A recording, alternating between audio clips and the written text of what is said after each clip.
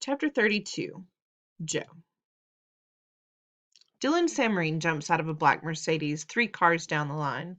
It has one of those vanity license plates you have to pay extra for. It says, "Envy me." Inside, I can see his mother looking in the mirror on the back of the sun visor as she puts on her lipstick. My mom only wears lipstick when she's going out to a party. She looks better without it. The wind is blowing and it's really pouring now. Everybody is honking their horns because Ravi's mom's minivan is blocking traffic. "Do you need your plugs?" my mother asks me. I shake my head. I'm okay. "Pop the trunk, Mom!" Dylan shouts, banging his fist on the roof of the black Mercedes. "Mom, are you deaf? I said pop the trunk." The trunk finally opens, and Dylan leans in and pulls out a big cardboard box. He wraps his arms around it and walks away without bothering to close the trunk. Mom and I look at each other. Then I run over and close the trunk. Mrs. Samarine doesn't say anything. She just flips her visor back up and drives away. "Have I already told you that I think you are one terrific kid?" my mom says a minute later as we walk through the front door. She heads off to the cafeteria, and I start walking down the hall toward room 506. Ravi is walking in front of me. He has pulled off his weird red hat and is trying to comb his hair down flat with his fingers. It's not working too well. Dylan Samarine is standing by the door when we get there.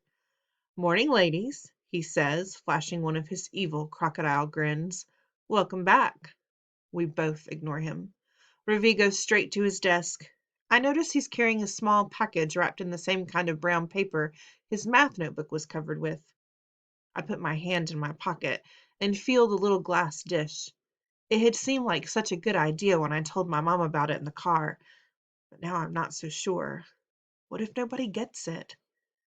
"Before we begin, boys and girls," Mrs. Beam announces, "I'd like for you to place your personal reflection object on your desk and bring your explanation cards up here and put them in this basket."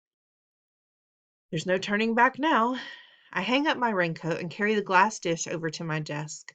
Then I dig around in my backpack until I find the plastic bag containing my object. I had picked it based on its perfect shape and color.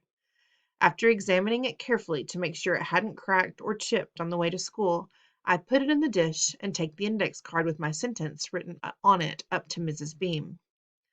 "I'm looking forward to seeing what you brought today, Joe," she says as I drop my card into the basket. Then she smiles at me. I don't know why, but there is something about that smile that gives me hope. Maybe Mrs. Beam will like the idea I came up with for my project. Maybe she'll realize that I'm not really a pain in the neck who doesn't pay attention. Maybe she'll even write something nice about me on my report card at the end of the year, the way Mr. Barnes did.